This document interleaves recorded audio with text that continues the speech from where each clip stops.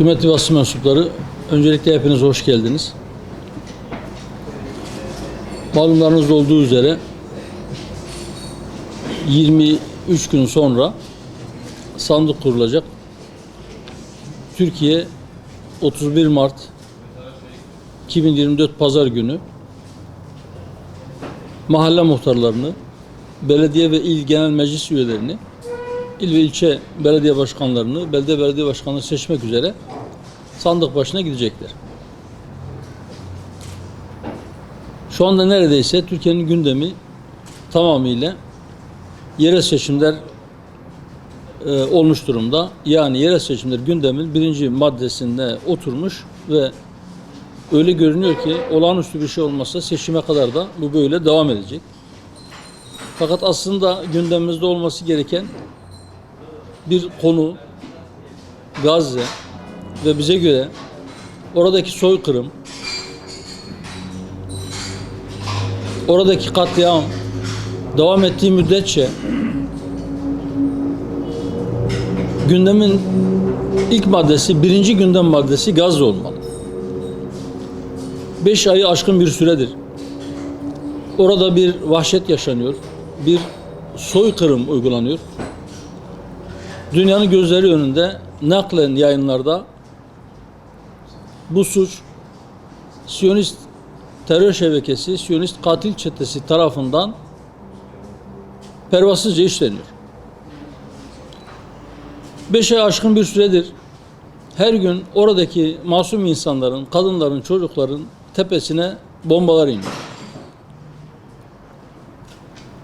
Şu son birkaç haftada sadece bombalarla, sadece kurşunlarla, sadece tank gülleleriyle, top gülleleriyle değil, artık ilaçsızlıktan ya da gıdasızlıktan da insanlar ölmeye başladı.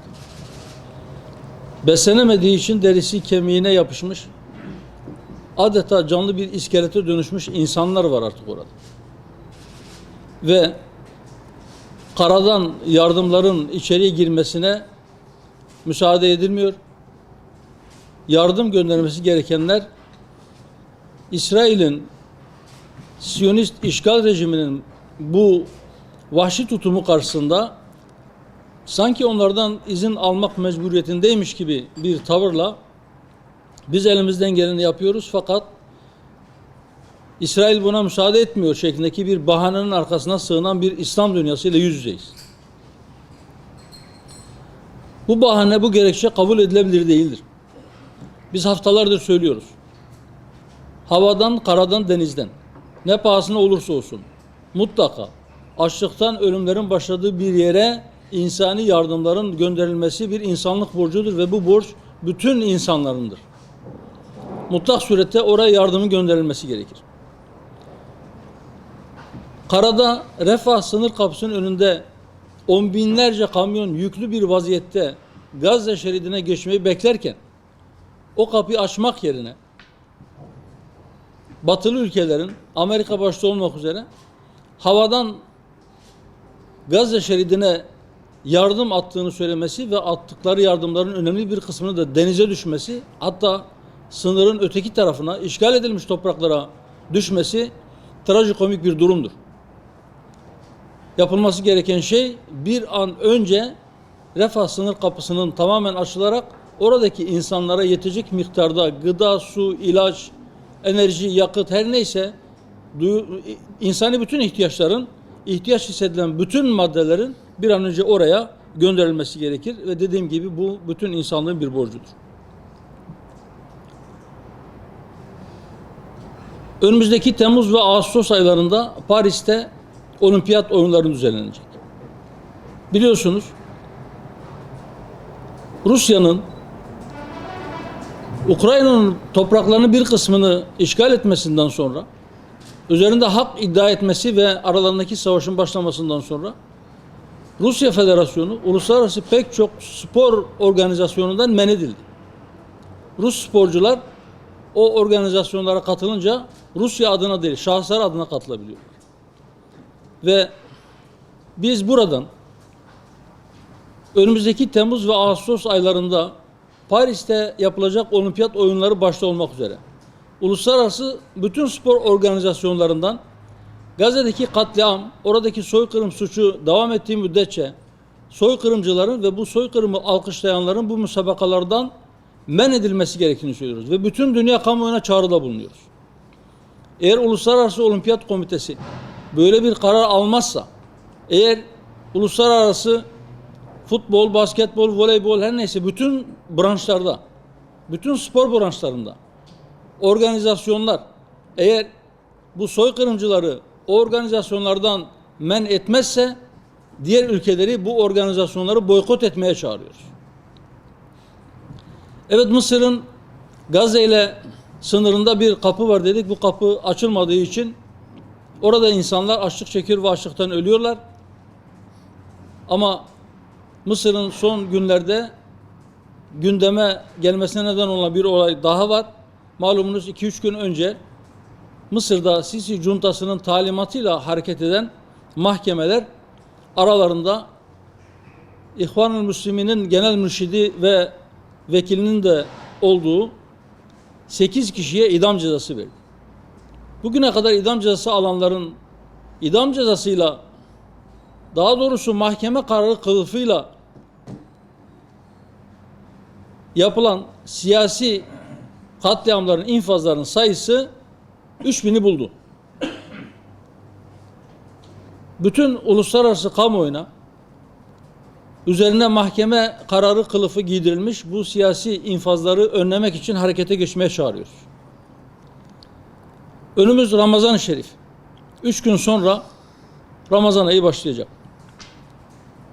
Ben öncelikle Ramazan-ı Şerif'in milletimize, memleketimize, bütün İslam ümmetine hayırlar getirmesini ve başta Gazze'li mazlumlar olmak üzere İslam coğrafyasında zulüm altında, İslam coğrafyasında yokluk içerisinde, fakirlik içerisinde bulunan bütün mazlumların kurtuluşuna, zulümden kurtuluşuna ve refaha ermesine vesile olmasını Rabbimden niyaz ediyorum. Rabbim bizleri de onları da Ramazan bayramına ulaştırsın inşallah. Evet, Türkiye'nin gündeminde yerel seçimler var. Elbette bizim de gündem maddelerimizden bir tanesi ama biz bu gündemi Gazze bu haldeyken birinci sıraya oturtmayı doğru bulmadık, bulmuyoruz, içimizden gelmiyor. Ama yerel seçimlerle ilgili de birkaç kelam etmek gerekir. Özellikle seçim satım haline girdikten sonra daha önce belki yumuşaya başlamış siyasi dil ve uslubun tekrar sertleşmeye başladığını üzülerek müşahede ediyoruz. Daha önce söyledik, önceki seçimlerde de söyledik. 14 ve 28 Mayıs'ta yapılan milletvekilliği ve Cumhurbaşkanı seçimlerinden önce de söyledik. Bir daha söylüyoruz. Biz seçime gidiyoruz, savaşa değil. Lütfen bu seçimlere hazırlık yapan bütün siyasi partiler, bu siyasi partilerin merkez yöneticileri ve adayları kullandıkları dile, kurdukları üsluba dikkat etsinler. Ve aziz milletimize de şu hatırlatmada bulunmak istiyorum. Kim ki kendi siyasi çıkarları için, kendi tabanını konsolide etmek, kendi tabanındaki safları sıklaştırmak için bu milletin evlatlarını birbirine karşı kışkırtıp düşmanlaştırıcı bir dil kullanıyorsa o millete düşmandır. Ondan millete hayır gelmeyecektir.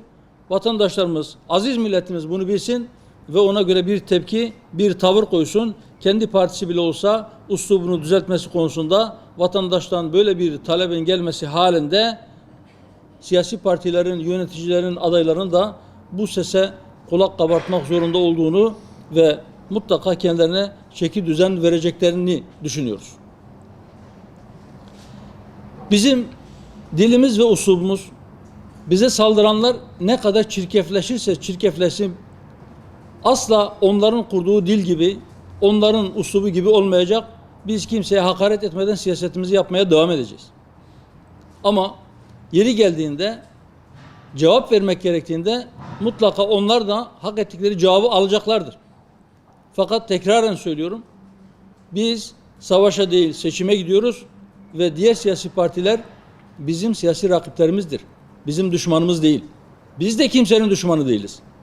Ama bu zihniyet bütün bir memlekete, bütün milletimize kötülük yaptığının farkına varmalıdır.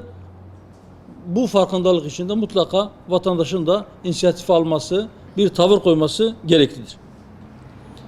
Bizim siyasetimiz bugüne kadar bizi izleyenler tarafından yakinen müşahede edildiği gibi eğriye eğri, doğruya doğru demek şeklindedir. Biz hiçbir sözün söyleyeninin kim olduğuna bakarak değer biçmeyiz. Doğruyu kim söylerse söylesin, onun doğru olduğunu teslim ederiz. Yanlışı da kim yaparsa yapsın, o yanlışın karşısında dimdik dururuz. Onun yanlış olduğunu söyleriz. Bizim siyaset anlayışımız hizmet anlayışıdır. Siyaset millete hizmet etmek için yapılır, birileriyle horoz dövüşü yapmak için değil. Bizim yönetim anlayışımız 4 temel ilke üzerine kuruludur. Adalet, emanet, ehliyet ve liyakat. Biz yola çıktığımız günden beri önce insan, öncelik adalet dedik. Biz mutlaka insan merkezli bir siyasetin yapılması gerektiğini söyledik. İnsanı merkeze almayan, insana hizmeti, insanı yüceltmeyi hedef olarak belirlemeyen, adaleti gerçekleştirmeyi birinci öncelikli hedefi olarak belirlemeyen siyasetten bu memlekete herhangi bir hayır gelmeyeceğini söyledik ve biz bu çizgimizi, bu söylemimizi devam ettiriyoruz. Evet, biz emanet diyoruz. Canımızın, malımızın, evladımızın bize emanet olduğunu biliyoruz. Biz üzerinde yaşadığımız topraklarımızın dedelerimizden bize miras kalan değil, evlatlarımıza, torunlarımıza devretmemiz gereken bir emanet olduğuna inanıyoruz. Biz bu dünyada bize yüklenmiş ağır bir sorumluluk ile, ağır bir emanet ile yaşadığımızı ve bu hayatın sona ermesinden sonra yüklendiğimiz bu emanetin hesabını vereceğimiz inancını taşıyoruz. Dolayısıyla siyaseten gelinebilecek olan makamlar ki önümüzdeki yerel seçimlerde bu makamlar muhtarlıktır, meclis üyelikleridir, belediye başkanlıklarıdır. Bu makamların da ancak bir emanet olarak teslim alınması gerektiğini ve mutlak surette zamanı geldiğinde bu emaneti sahibine bir daha iade edeceğimizi ve yaptığımız her şeyden sorulacağımızı, sorumlu olacağımızı bilmeliyiz ve buna göre herkes hareket etsin diyoruz. Bizler Hüdapar olarak bu emanet bilinciyle milletin hizmetine talip olduk. Ve inşallah Rabbim lütfeder, milletimiz teveccüh gösterir. Bu emanetleri taşımayı bizlere tevdi ederse, bu sorumluluğu, bu yükü bize yüklerse Allah'ın izniyle bizim yönetim anlayışımızla milletimiz tanıştığında bir daha bu emaneti başkasına devretmemizi istemeyecektir diye düşünüyoruz. Biz diyoruz ki Hüdapar'ın yönetiminde asla yolsuzluk olmayacak, rüşvet olmayacak, israf olmayacak, adam kayırma olmayacak. Karşıdaki kişinin siyasi görüşüne göre hizmet götürme olmayacak. Hizmetler adil bir şekilde götürülecek. Yolsuzluk yapan kim olursa olsun gözünün yaşına bakılmayacak. Her belediyemizin girişine rüşvet alan da veren de mel'undur hadis-i şerifini asacağız. Ve inşallah milletin malını son kuruşuna kadar millete hizmet için kullanacağız. Hiçbir belediye başkanımız belediyenin tek bir kuruşunu kendi reklamını yapmak için ya da kendi yandaşlarına peşkeş çekmek için ya da kendi yakınlarını, akrabalarını zengin etmek için kullanmayacak, kullanamayacaktır. İnsanız, beşeriz. Hiç mi buna meyledecek kimse çıkmaz diyebilirsiniz. Elbette mümkündür. İnsanın olduğu yerde hata da olur, insanın olduğu yerde suistimal da olabilir. Bunlar potansiyel olarak mümkündür. Ama biz şunu vaat ediyoruz. Bütün vatandaşlarımızı temin ediyoruz ki böyle bir harekette bulunan kim olursa olsun biz asla müsamaha göstermeyeceğiz. Ve belki biz ilk tespit ettiğimizde daha kimsenin haberi olmadan biz onu afişe edeceğiz, biz onu uzaklaştıracağız ve gereken cezayı alması için de girişim neyse, yapılması gereken neyse mutlaka diğerlerinden önce biz harekete geçip bunu yapacağız. Bizim belediyecilik anlayışımızda sosyal adalet ön plandadır. Sosyal belediyecilik ön planda olacaktır inşallah. Biz diyoruz ki Hüdapar'ın yönettiği belediyelerin sınırları içerisinde hiç kimse aç ve açıkta kalmayacak. Hiç kimse açlığından dolayı dilenmeyecek. Hiç kimse evsiz olduğu için sokakta yatmak zorunda kalmayacak. Aşevleri, şefkat evleri kurulacak. Güvenli sokaklar temin edilecek. Başıboş sokak hayvanları, özellikle bunlardan insan hayatı ve insan sağlığı için tehlikeli hale gelmiş olanlar mutlaka bertaraf edilecektir. Şeffaf bir belediyecilik ortaya koyacağımızı milletimize taahhüt ediyoruz. Belediyenin girdisi çıktısı nedir? Geliri nedir? Bu paralar nereye harcanmıştır? Düzenli olarak bunu milletimizle paylaşacağız inşallah. İsrafsız bir belediyecilik yapacağız.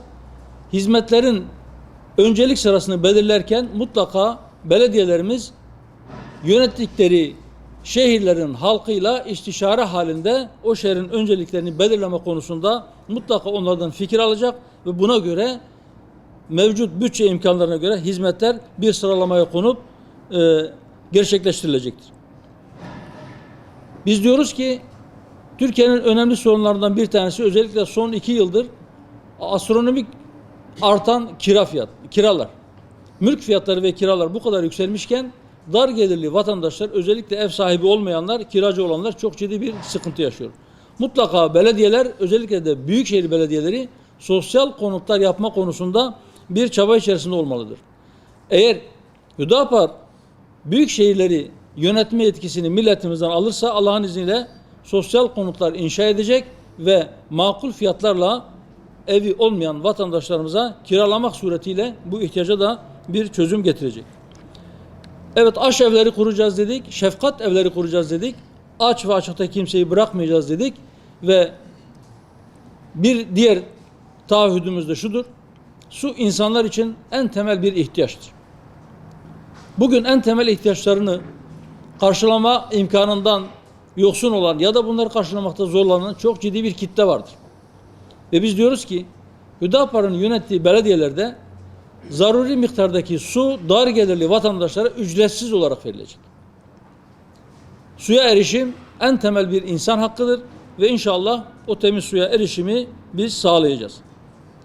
Mahallelerimizde kuracağımız kreşler, yurtlar ve diğer sosyal donatılarla inşallah milletimize güzel bir hizmet sunacağımızı vaat ediyoruz. Öğrencilerimize burs, ulaşım yardımı, kırtasiye yardımı ve barınma yardımı gibi yardımlarda bulunma gibi projelerimiz var.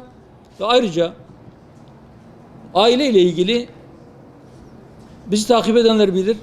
10 yıldır aşağı yukarı Türkiye'deki aile yapısıyla ilgili çok ciddi sıkıntılar olduğunu, gençlerin evlilik yaşını sürekli ertelediklerini, özellikle de maddi imkansızlıklardan dolayı gençlerimizin daha geç yaşta evlenmeye başladıklarını ve kurulan yuvaların bazılarının maalesef 5 yılını doldurmadan yıkıldığını, boşanmaların hızla arttığını üzülerek müşahede etmekteyiz. Bunun elbette pek çok sebepleri vardır.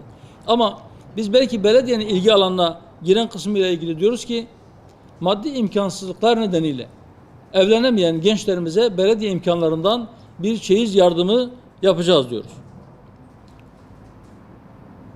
Öğrenciyken evlenen gençler için 1+1 şeklinde, tabiri caizse evli öğrenci yurdu diyebileceğimiz bazı konutlar inşa etmeyi yine bu aile yapımızı ayakta tutmak için bir vazife biliyoruz, bir görev biliyoruz. İnşallah Hüdapar'ın belediyeciliğinde dediğimiz gibi şeffaf bir belediyecilik, adil bir yönetim anlayışı, israfsız bir harcama ve milletin malını son kuruşuna kadar milletin hizmetleri için harcama gibi bir belediyecilik anlayışıyla milletimiz yakinen tanışacak ve inşallah belediyeleri kazandığımız yerlerde bunları pratik olarak milletimize gösterme ve milletimize hizmet etme imkanına kavuşmuş olacağız.